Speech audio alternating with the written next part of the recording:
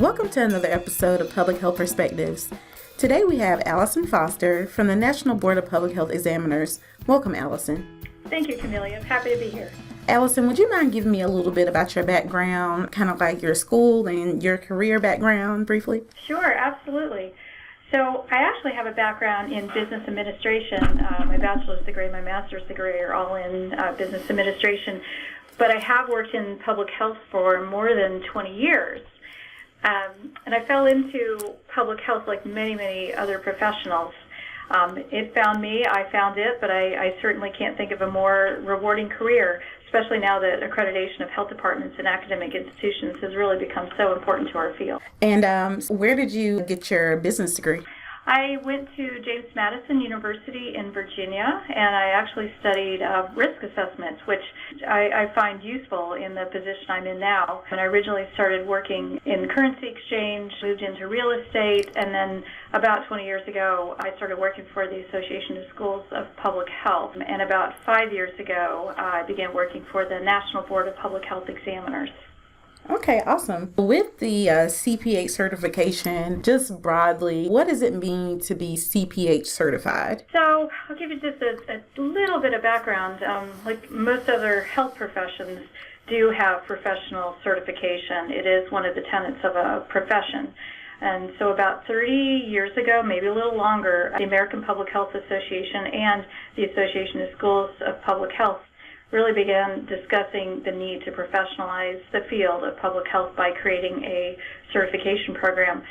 So there was a lot of discussion, and then in 2006, the National Board of Public Health Examiners was created. They embarked on test development, and then the first cohort of CPHs was certified in 2008. And so, yes, this is our 10-year anniversary of certification, and we're really excited about reaching this milestone. And since 2008, over 6,500 public health professionals have been certified in public health. So the CPH, like all other certifications, really affirms that professionals have the skills and the knowledge needed to contribute to the profession. Mm-hmm. In our case, candidates must meet the eligibility requirements and then pass the standardized CPH exam. And then once they're credentialed, they must maintain their certification through a recertification process every 2 years. And so what the CPH does is it shows employers and colleagues that not only did you pass the comprehensive professional exam in public health, but also that you've stayed current in the field through our biannual recertification process. And so with the recertification, I know sometimes it can be a combination of coursework and like conferences. So what kind of things count for that recertification or that continuing education criteria? So I'm actually really proud of the way that we manage our recertification because we decided to go a slightly different route. And when we created the recertification program, we created focus groups of CPH and found out what's important to them. How do they think that how do they like to learn? And so what we ended up developing is a set of guidelines where CPHs can participate in recertification activities from just about any provider. All providers will be approved. What we really look at is the content. And as long as the content of the activity is related to the content of the CPH exam, as long as it's public health, basically, then we will accept the activity for credit. We do have a metric. Generally speaking, there are a few exceptions, but generally speaking, candidates earn 1 recertification credit per hour of the activity. And as far as the activities that we will accept, so certainly any sort of in-person conference, seminar training, online trainings, webinars, we will certainly include all of those. We also give credit for activities that really contribute to the profession, such as publishing journal articles, being a technical reviewer on a grant or a journal article, public speaking, leading a course, leading a workshop. And the category that I'm really proud of especially is that we do give credit for volunteer and leadership activities. And so we allow CPHs to report up to 20 recertification credits out of the 50. They have to report every cycle, so 20 of those can be for volunteer and leadership service. And it always amazes me every time I read through the recertification applications all the amazing, wonderful things that CPHs are doing in their community and with other organizations. And when you said that, first of all, about the focus groups, and then second of all, about making sure that you guys include volunteer hours. I do a few focus groups for a few things that I do here at my job.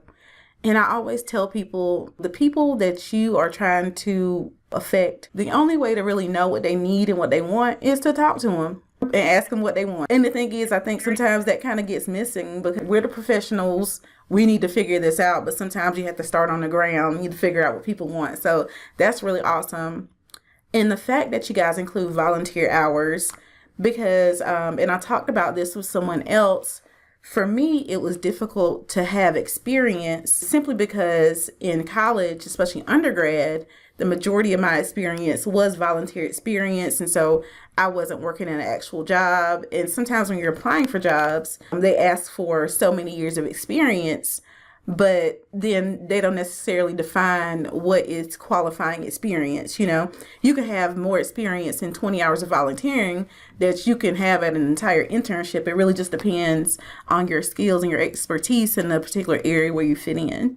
So true. So is there any kind of, and I know this is probably way too difficult to do, so for those who pass the CPH examination, workforce, is there any follow-up surveying to ask the employers of these people or the actual folks, how has the CPH exam benefited you, or as the employer hiring somebody with a CPH examination or that CPH certification, has it benefited your company, your business, or your organization at any rate? So yes, it is difficult to do. We actually tried to do an employer survey, I think it was about a year and a half ago. And first of all, it's just really hard to get in front of the decision makers. We tried contacting the folks who had posted jobs for public health professionals, and especially jobs that required or preferred the CPH, but the person doing the posting is not necessarily the decision maker. So it's hard to get out to employers because everybody could be an employer. That is something that we want to do long term, is really to be able to measure, do CPHs do better? Does it make a difference in job interviews? But what I can tell you is a couple different things. One is we have right now 10, actually 11 schools and programs of public health that require the CPH exam, and what that means is that on a local level in those areas, they have a lot of CPHs, and some of the students move after they graduate, but many of them stay in the area. Mm-hmm. And in those local regions, the employers are absolutely responding. We hear, actually last week I heard about a candidate whose offer was rescinded because she hadn't passed the CPH exam, which is unfortunate for her, but it shows us that the employer is really serious about the CPH and they want CPH. So if you go to a state and ask an employer where there are no CPHs living, and we have some states where we just don't have many CPHs, of course the employer is not going to look for the CPH. But if you go to the places where there are a lot of CPHs, the employers are starting to respond. It usually takes a decade or two to really get a voluntary credential off the ground, and so what we're seeing makes a lot of sense. It's the chicken and the egg. First, you need to have a lot of CPHs, and then employers will say, hey, this is really, really useful. I know, I can measure that the basic fundamentals of public health and public health science, and I know that you have the gumption to sit for a standardized exam and to maintain it. But that said, absolutely, if, in the future we would love to do some kind of assessment. So the other thing that we can see is we do partner with publichealthjobs.org, which is a database of public health jobs, and employers can note whether they require or prefer the CPH. And a number of years ago, there were very few jobs that required or preferred the CPH, of course, because there weren't many CPHs out there. Mm-hmm. But the trend is really turning around, and we are seeing more and more employers starting to actively search for CPHs. And that's important to know as well. So I just got my master's degree in 2015. I haven't been working in the field for very long, but I think it's really good that you are expressing the importance for these certifications.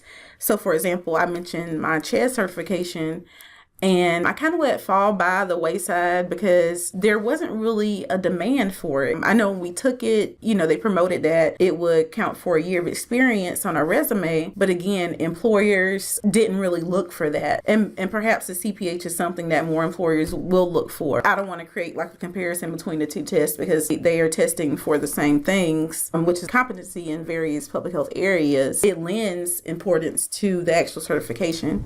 Make me stand out to employers is definitely something I want. What are some of the roadblocks that you've experienced or something that you would probably give advice on to a future public health care worker? I also work with applicants who are very, very new to the field, haven't even begun studying, haven't had their first job yet, and it's interesting because a lot of times they're motivated to go into public health because of a family relationship or something that's happened in their personal life, and that really has sparked their interest. But public health is so full of possibilities, and it's such a complex field. It's really hard to know what you want to do in it before you're really in it. Mm-hmm. So my suggestion to folks who are exploring the field of public health is be open to new possibilities. You really can't predict where your career is going to go, and there's so many needs in public health, and just be open to doing something that you never expected.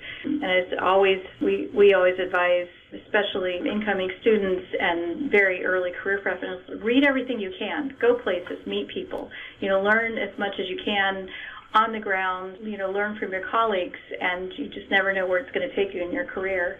But personally, I'm just so grateful for every twist and turn I've had through my career, because I feel like I'm very, very fortunate because I'm in a place where I really can do, and it's a small part, but I can do my part to try to make people healthier and happier. And how many people can actually say that in their career? So right. I'm very grateful for that. Most definitely, and I've been finding that out too, like being in the public health field and kind of learning different ways that you can approach it. You always think, oh, I'm in public health, so I need to be out in the community. That's really the mindset of some of us. It was definitely my mindset. Hey, I want to affect the community. I need to be out in the community. Not realizing there were so many other ways for me to reach the community without actually being there. If I didn't have the opportunity to be out in the community, let me have my work speak for those communities and help those communities no matter where I am. Absolutely. It's nice to be able to sleep at night and you're doing the right thing during the day. Oh, yeah, definitely. Most definitely. Well, thank you again, Allison, for speaking with me today. It's greatly appreciated. This was a super opportunity. I can't tell you how grateful I am that you reached out. Awesome. Well, thank you so much, and I'll give you the last few minutes back. All right. All right. Good. Thank you so much. Thank you. Have a great one. Take care. Thanks. Bye.